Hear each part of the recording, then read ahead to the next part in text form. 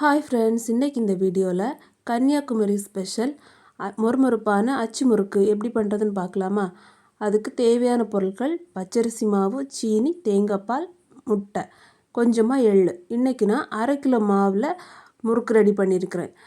அதுக்கு 1/2 கிலோ மாவுக்கு நமக்கு 2 முட்டை தேவைப்படும். 2 முட்டையை அடித்து பவுலில் ஆட் பண்ணிக்கலாம்.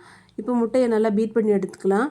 இப்போ இது கூடவே எடுத்து வச்ச தேங்காய் பால், இது தேங்காவோட முதல் பால், நல்லா கெட்டியாக எடுத்து வச்சுக்கோங்க. நான் அரை முறை தேங்காயில் எடுத்திருக்கேன். அதையும் நல்லா மிக்ஸ் பண்ணி எடுத்துக்கலாம். இப்போது தேவையான அளவு சீனி போட்டு நல்லா மிக்ஸ் பண்ணி எடுத்துக்கோங்க. உங்களோட இனிப்புக்கு தகுந்தாப்பில் நம்ம சீனி ஆட் பண்ணிக்கலாம். அதை நல்லாவே மிக்ஸ் பண்ணி சீனி நல்லா கரைஞ்சதுக்கப்புறமா மாவை கொஞ்சம் கொஞ்சமாக ஆட் பண்ணிக்கலாம்.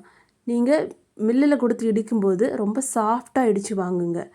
இப்போ கொஞ்சமாக தேங்காய் பால் எக்ஸ்ட்ரா தேவைப்படுது. நான் இது தேங்காவோட 2வது பால் கொஞ்சமாக ஆட் பண்ணி மாவை நல்லா மிக்ஸ் பண்ணி எடுத்துக்கலாம். இப்போ பார்த்திங்கன்னா மாவு நல்லா மிக்ஸ் ஆகிடுச்சு. இதுதான் தேவையான பதம். நம்ம கையில் தொட்டு பார்த்தோன்னா அது கையில் கொஞ்சமாக ஒட்டியிருக்கணும். இப்போ நான் இதை ஒரு 4 மணி நேரம் ஊற வச்சுக்கிறேன். இப்போ 4 மணி நேரம் கழித்து எண்ணெயை நல்லா சூடாக்கிக்கலாம். எண்ணெய் சூடாகிட்டு இருக்கும்போதே அந்த அச்சு முறுக்கோட அச்சியை நம்ம எண்ணெய்க்குள்ளே போட்டுடலாம்.